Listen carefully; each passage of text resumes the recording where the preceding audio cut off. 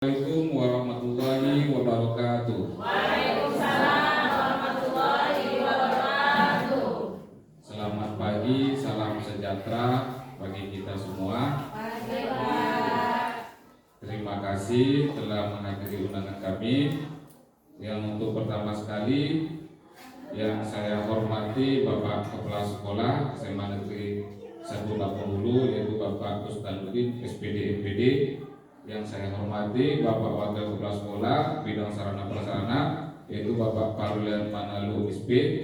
Dan yang saya hormati Ibu Wakil Kurikulum Ibu Tri Multifitria MPD, serta Bapak Wakil Bidang Kesiswaan Bapak Hartoyo MPD yang saya hormati. Baiklah, sebelum saya memulai kegiatan kita, yaitu kegiatan modul 1.4 kami, aksi nyata dalam CGP Angkatan 9, saya akan memulai dengan pantun. Pantun pembuka acara itu boleh. Kalau di Jakarta cakep, kalau di Riau jatuh dua menjadi terpencar. Izinkan saya ucapkan bismillah. Semoga acara berlangsung lancar.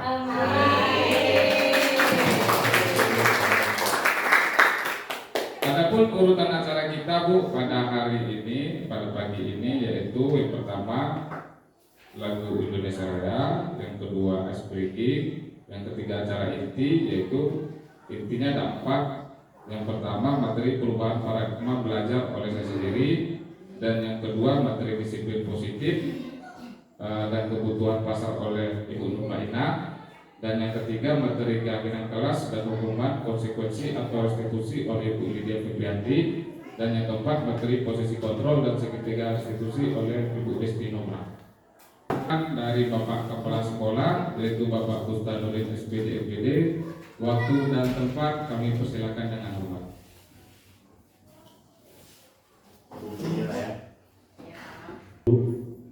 Majelis guru beserta pegawai yang hadir dalam acara kegiatan diseminisasi CGP pada tahun angkatan berapa ya? Angkatan yang ke-9. Dan yang saya hormati rekan-rekan CGP yang sebanyak 4 orang. Mudah-mudahan kegiatan ini terlaksana dengan baik. Dan juga kami mengucapkan ribuan terima kasih yang telah mengundang kami dalam kegiatan diseminisasi pada pagi hari ini. Bapak-bapak, ibu-ibu yang saya hormati, kegiatan ini merupakan suatu kegiatan yang harus dilaksanakan mereka yang calon dari CGP di sekolah kita, yaitu sebanyak 4 orang.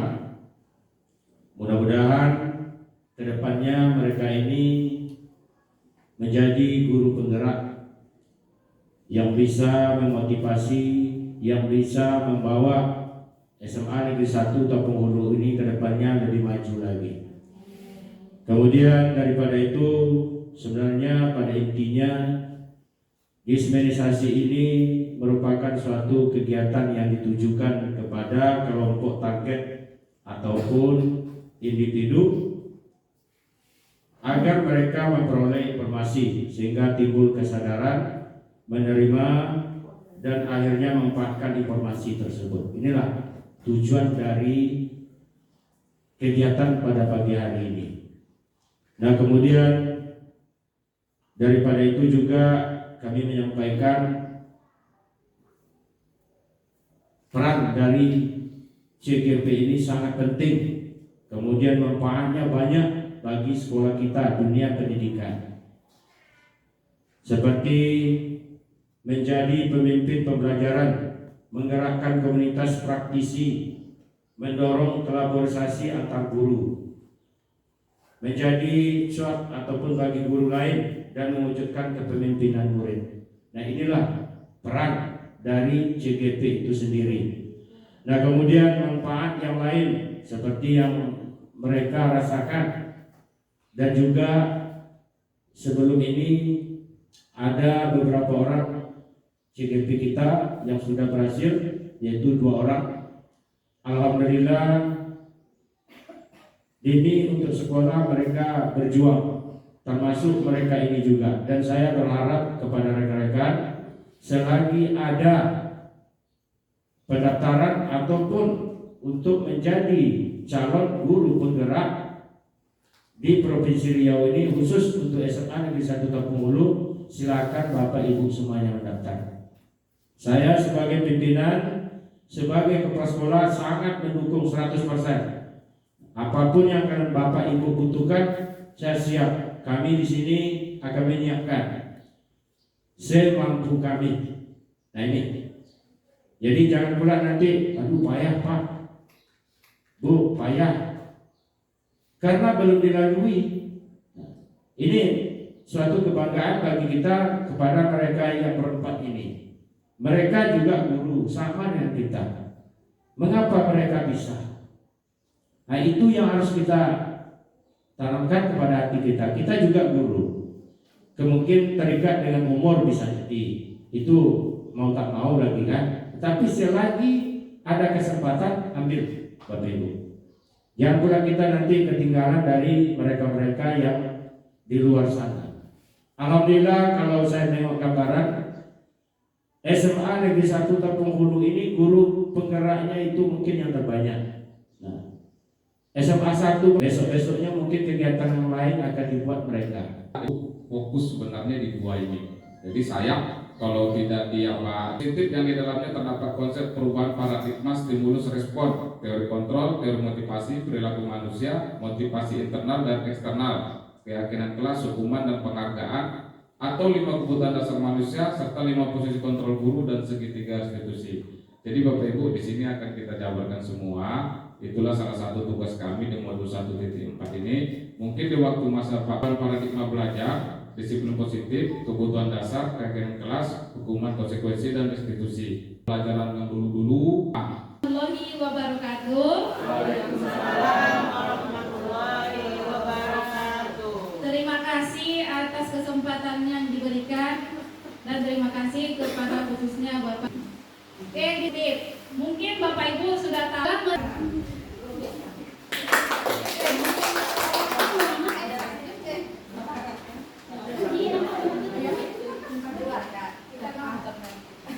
Oke, assalamualaikum warahmatullahi wabarakatuh. Oke, masih semangat Bapak Ibu semuanya? Masih. Ya, kita tepuk semangat dulu ya. Silakan. Yang terakhir walaupun Bapak bola masih ada saya di sini. Iya, setia kali ya. Yang setia ya kan Pak. Setia Pak. Bismillahirrahmanirrahim. Assalamualaikum warahmatullahi wabarakatuh. Warahmatullahi wabarakatuh. Selamat pagi Bapak dan Ibu guru hebat. Ayo. Masih semangat ya? Ya, kami lupa dipersilakan kepada Bapak dan Ibu untuk mencicipi snack dan boleh minum ya. Sudah habis. Berarti kita tambah dulu.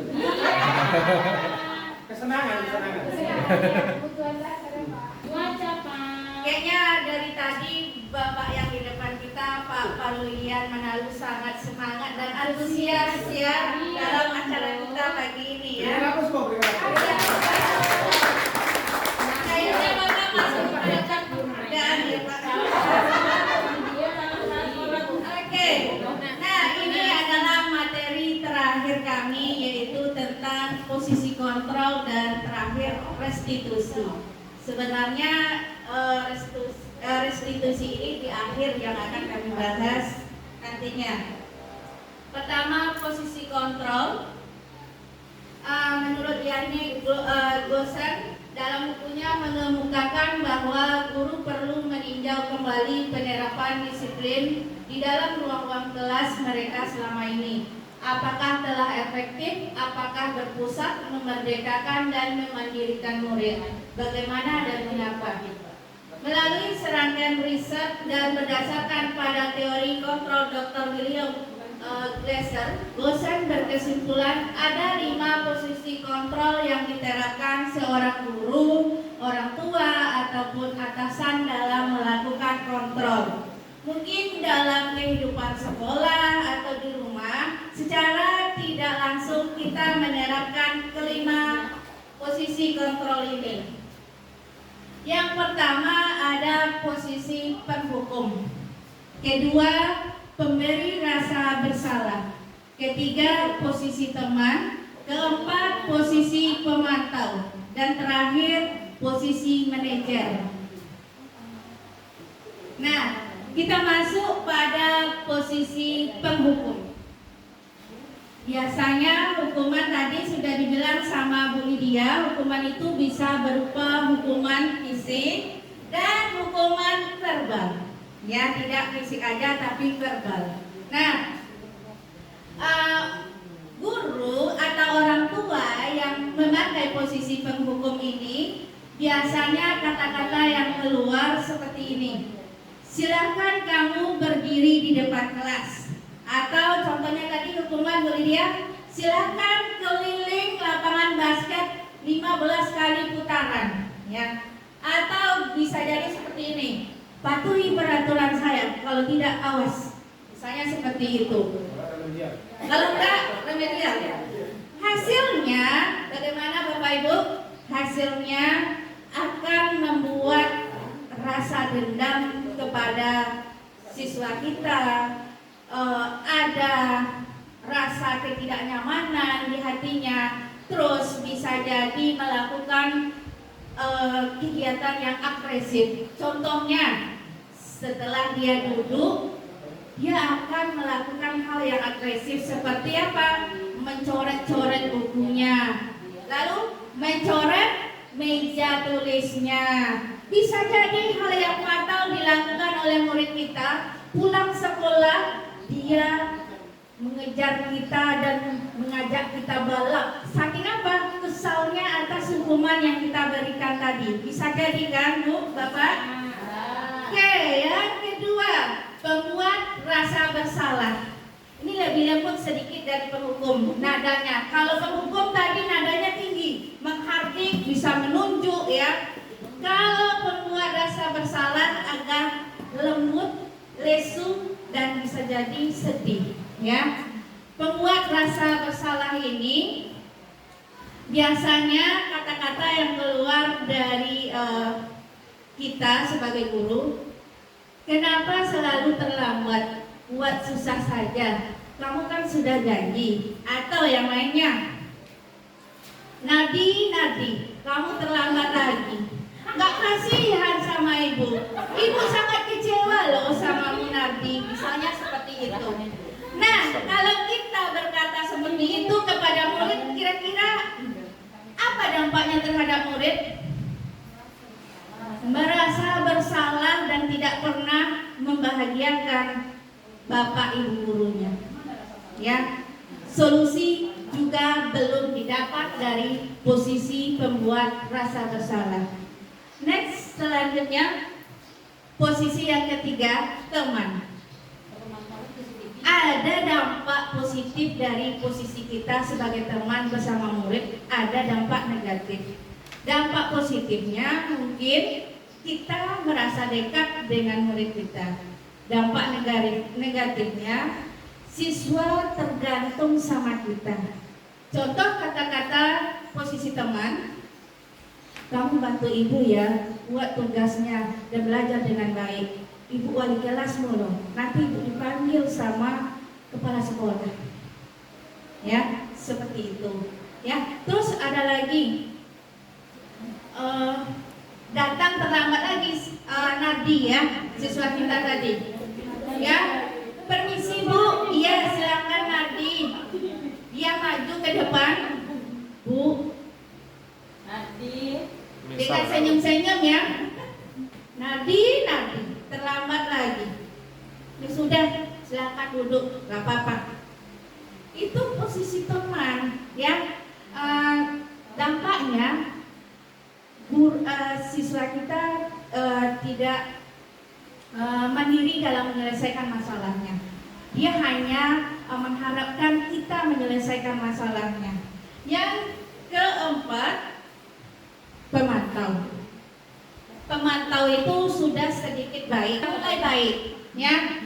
Kalau posisi pemantau ini lebih kepada berdasarkan pada peraturan sekolah atau konsekuensi, ya. Misalnya dengan mengatakan seperti ini, kamu terlambat lagi, kamu tahu konsekuensinya apa bukan? Atau seperti ini, nanti sudah 15 menit kamu terlambat, tahu nggak kamu peraturan di sekolah ini? Ya, ini posisi guru yang seperti ini, dia berpatokan pada peraturan sekolah dan konsekuensinya. Ya, boleh kita pakai ini Bu? Boleh. Tapi tetap kita punya jangkauan lebih lanjut lagi. Dengan konsekuensi yang kita lakukan bisa saja menimbulkan ketidaknyamanan terhadap murid kita. Nah, ini yang kelima, yang terakhir ya, manajer. Posisi ini adalah posisi yang ideal sebagai guru. Ya, kita harus memakai posisi manajer. Posisi manajer ini kita bersama murid menyelesaikan permasalahan dan mendukung anak mencari solusi atas permasalahan yang dihadapinya. Nah, contohnya dengan mengatakan, apakah kamu tahu kesalahanmu? Kira-kira bagaimana kamu bisa memperbaikinya? Atau tadi kan kita ada buat keyakinan kelas di lokal. Ada siswa yang terlambat, kita ingatkan lagi keyakinan kelas yang sudah kita sepakati. Nadi, kira-kira keyakinan kelas yang kamu langgar apa? Apa katanya? Menghargai dan menghormati, bisa jadi ya. Atau datang tepat waktu. Nah, sesuai nggak dengan keyakinan kelas kita Nadi? Enggak Bu. Jadi kira-kira apa yang kamu lakukan untuk mengatasi kesalahan yang kamu perbuat ini? Nah, dia akan mikir sendiri. Biarkan anak itu mencari solusi atas permasalahan dia sendiri. Ya, kita hanya membantu mencari solusi. Ya, pada intinya kontrol itu ada pada diri murid. Contoh sebuah kasus. Kalau anak merokok, sebelum dia motivasi dari dalamnya timbul untuk berhenti merokok, kita tidak akan bisa membuat anak itu berhenti merokok. Ya, walaupun dia tahu apa dampaknya. Nah, memang untuk melakukan posisi manajer ini butuh waktu yang tidak lumayan lama ya. Bisa jadi setelah kita lakukan posisi manajer ini 2 bulan berikutnya bisa berubah, nggak bisa instan ya. Atau di semester 2 dia bisa berubah ya. Tidak secepat itu merubah pola tingkah laku yang salah terhadap murid. Sekarang biar lebih jelas, kemana posisi penghukum ya Bapak Ibu? Fit yang kepala sekolah ya. Kamu pakai gini, katanya sini kan migrasi.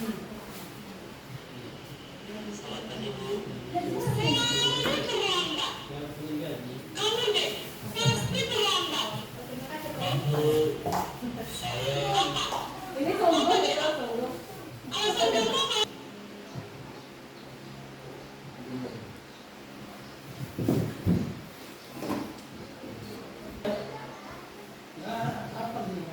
Baik, Bapak Ibu, setelah melihat video tadi, mungkin Bapak Ibu sudah mulai sangat memahami ya contoh posisi kontrol. Nah, sekarang kira-kira Bapak Ibu, kalau seperti ini posisi apakah aku jika guru berkata seperti ini?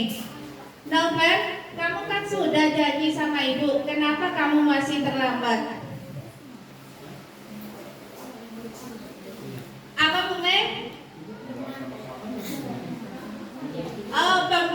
merasa bersalah. Gimana Bapak Ibu? Betul? Betul. Kayaknya Umi sangat memahami tadi ya. Kalau ini apa?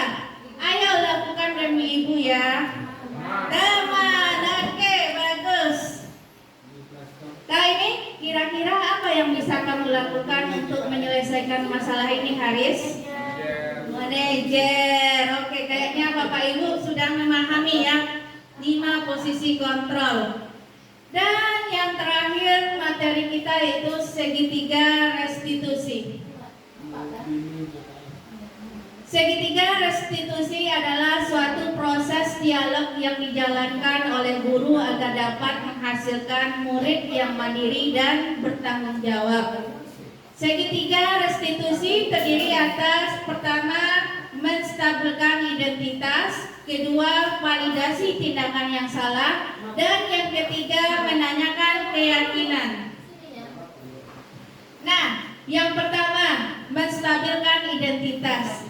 Ketika kita menjumpai murid yang melakukan pelanggaran atau dia memiliki masalah dan curhat sama kita, agar anak ini tidak takut dan untuk memunculkan suasana yang nyaman, anak ini bisa terbuka sama kita, kita stabilkan dulu identitasnya.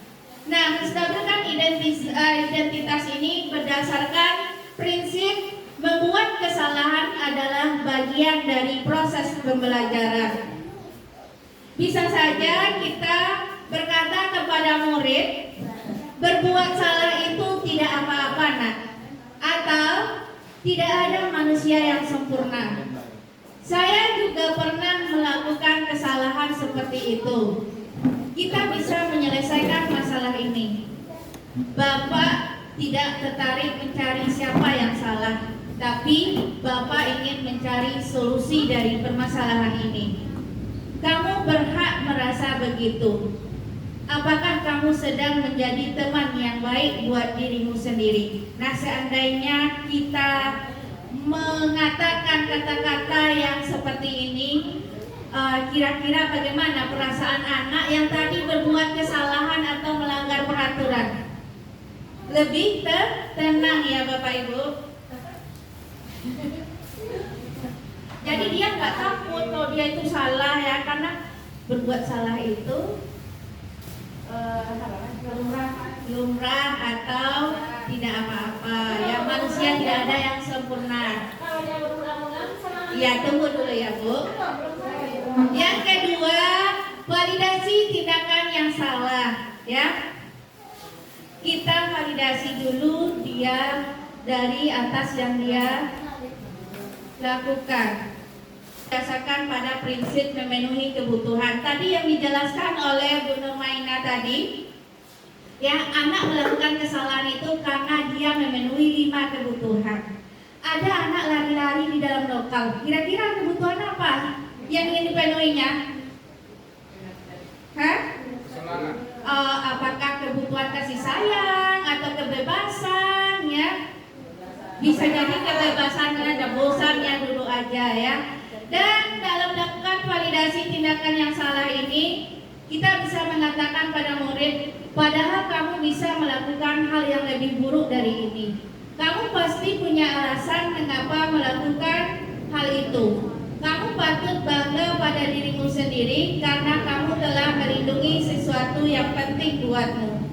Kamu boleh mempertahankan sikap itu, tapi kamu harus menambahkan sikap yang baru. Yang ketiga, terakhir dari restitusi ini, menanyakan keyakinan. Ini berdasarkan prinsip keyakinan kelas yang sudah kita buat. Ya, berdasarkan prinsip keyakinan kelas yang sudah kita buat. Misalnya kita menanyakan kepada murid apa yang kita percaya sebagai kelas, apa nilai-nilai umum yang telah kita sepakati, apa bayangan kita tentang kelas yang ideal, kamu mau jadi orang seperti apa. Nah, ini menanyakan keyakinan ini adalah jawaban dari solusi atas pelanggaran atau permasalahan yang dihadapi oleh murid kita. Nah, mungkin tadi Bu Afni bertanya tentang restitusi ya Bu. Bisa diulangi lagi Bu? Tadi kan pertanyaan saya, ketika kita, dia kan apa yang bisa kamu perbuat dari pemecahan masalah tadi. Kemudian dia menjawab si murid kepada gurunya, terserah ibu aja. Terserah ibu aja. Ada ya Bu murid kalau ditanya seperti itu dia jawab gitu. Ibu aja, terserah ibu. Oh.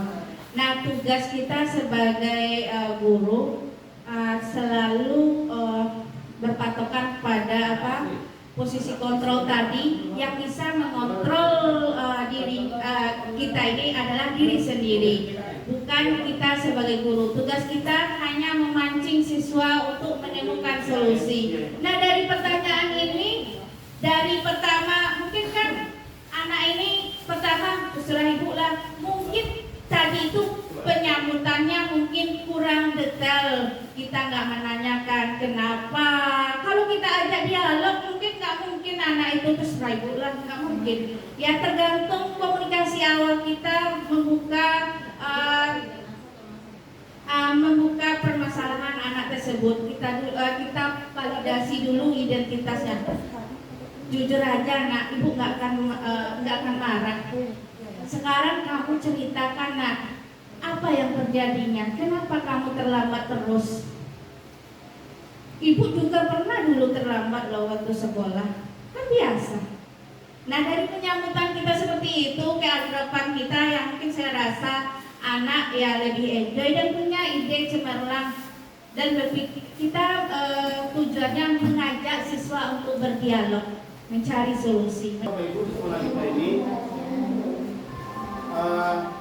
dia itu terlambat gara-gara bekerja membantu orang tua.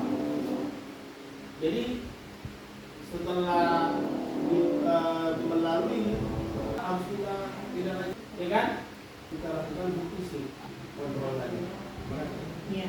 Terima kasih kepada Bapak Parlian Manalu. Ya, luar biasa ya ide dari Bapak mengadakan home visit atau kunjungan rumah. Ya, saya setuju untuk mendapatkan data-data yang lebih lengkap tentang masalah murid kita. Kita seharusnya emang melakukan kunjungan rumah. Ya. Ya, apalagi wali kelas. Dan saya sebagai guru PK ya juga sering melakukan kunjungan rumah. Pernah ke Terantang juga, ke rumah orang tuanya si Diko. Mungkin ibu bapak guru sudah pernah sama Diko yang depresi berat. Ya, itu saya sudah 3 kali ke rumahnya dan saya sangat menengok keadaan dia di kamar. Dia nggak mau keluar. Kasus luar biasa. Iya, sungguh sangat berat kali. Kenapa saya bilang berat? Karena masalah Diko ini udah di luar konteks saya. Dia udah pergi ke psikolog dan menghabiskan duit 25 juta untuk mengatasi depresi anaknya. Nah, ini juga perlu kita tekankan materi tentang pembulian. Sekali-kali kita sosialisasikan tentang pembulian, Pak, karena berdampak dan sudah ada dampaknya terhadap siswa kita. Ya. Dan terima kasih kami ucapkan kepada Pak Parlian Manalu. Bisa kita terapkan nanti kalau masalah anak cukup berat kita melakukan home visit. Ya, tapi saya ingatkan lagi, restitusi ini tidak mutlak kita lakukan 3. Pertama, menstabilkan identitas. Yang kedua, validasi tindakan yang salah. Ketiga, menanyakan keyakinan. Tidak mesti, tergantung masalahnya. Kalau masalahnya ringan ya udah nomor 3 aja. Ya, menanyakan keyakinan. Ya.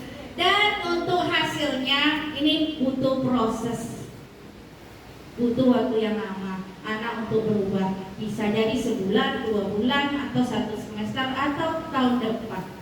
Ya, menurut saya itu saja yang saya sampaikan dan saya kembalikan kepada moderator untuk menyimpulkan hasil diskusi kita pada siang ini. Oke, dipersilakan.